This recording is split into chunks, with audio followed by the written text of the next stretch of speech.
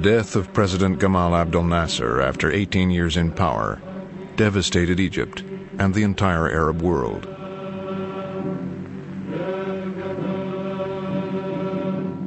His successor, Vice President Anwar Sadat, was considered little more than a figurehead.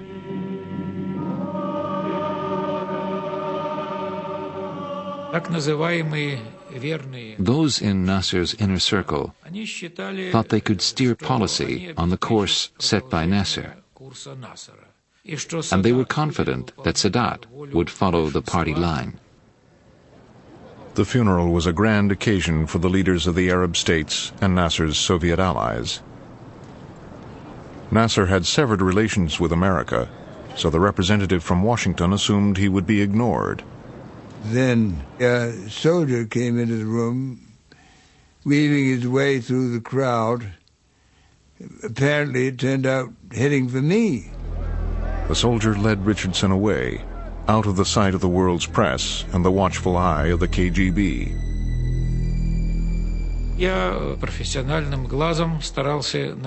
I was trained to spot anything that was going on, but it was difficult in that chaos. We went down the stairs.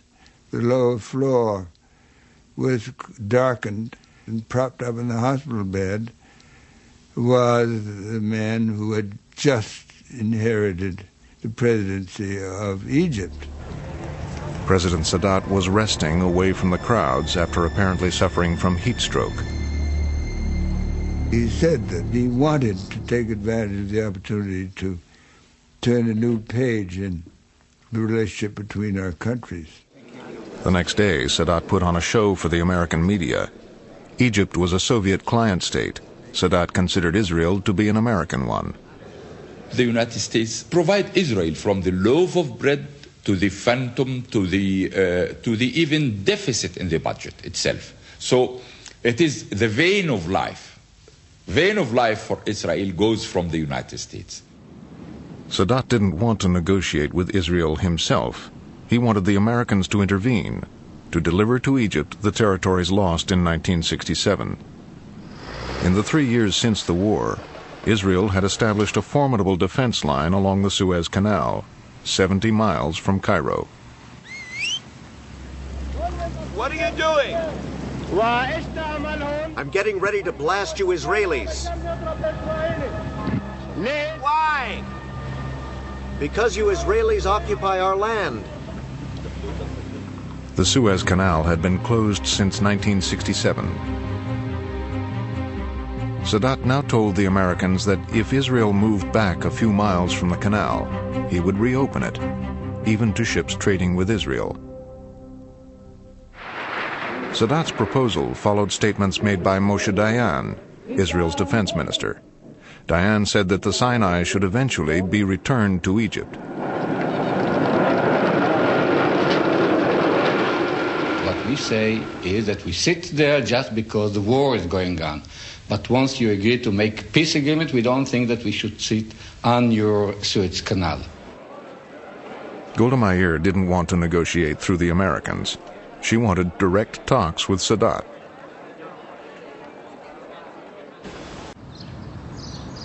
In Washington, President Nixon looked for the right person to urge Sadat's proposal on Golda Meir.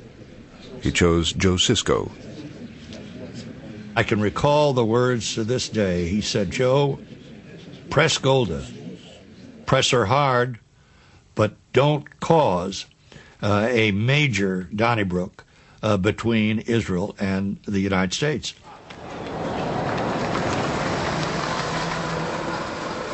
Sisko met with the entire Israeli cabinet, but only Golda Meir negotiated. Golda Meir took it upon herself to do all of the talking. It was interesting to see everyone here, all the ministers, nobody opening their mouth. What they did to release their tension was sending little notes to each other. I sent Dayan a chit saying, "Listen, Moshe, I think we can get you some support." He sent back a very abrupt reply saying sarcastically, "Thank you very much. But if Golda is not for this, then I'm not for it either." Sisko saw that something was happening, that nobody was supposed to speak there, And so he was a very smart negotiator. He asked the Prime Minister whether he is permitted to ask the Minister of Defense one question, a professional question. So what could she say? I said to him, Mr. Minister, if we don't do anything, what do you think is going to happen? Dayan said, well, I cannot imagine that any government will tolerate indefinitely a situation where a strong army is poised at the gates of its capital. He was exaggerating. After all, our forces were at a distance of more than 100 kilometers from Cairo, and this will lead to war. Golda Meir still insisted on direct talks. The next day, I walked up with these flowers, rather gingerly, and she said to me, "Oh, Joe, now you're saying it with flowers. It won't do you any good." In Cairo, Israel's rebuff almost brought about the downfall of the man who had proposed the initiative, Anwar Sadat. So he reversed course and tried a tactic more likely to win Arab support. War is now inevitable. Whatever the price, whatever the sacrifice, we will not back down. We will not give up 1 centimeter of Arab land. I thought of Sadat as a character out of Aida. I didn't take him seriously. He kept making grandiloquent pronouncements. He never acted on them. So I, frankly, thought he was bluffing. Kissinger was too preoccupied with the Vietnam War to give the Middle East much attention, even when Sadat made another offer. He wanted Israel to return to the 67 borders, in return for which Egypt would be willing to make peace, which was a big step because no Arab state had as yet ever flatly said that they would make peace. We were in no position to handle that. Sadat told me that Kissinger had said, "If all you have is a problem, I cannot deal with it. But if it becomes a crisis, then I can intervene."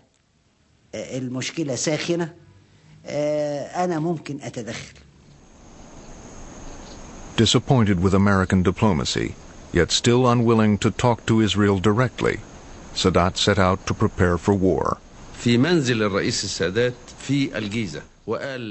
The High Command met at Sadat's house in Giza. Sadat told us, "There is no hope of a peaceful solution, and I will not surrender to Israel. So our only option is war." He said, "Get me back just 10 centimeters of the Sinai, and I will negotiate a miracle." Sadat then proposed a secret alliance with President Assad of Syria. They agreed to plan a joint attack on Israel.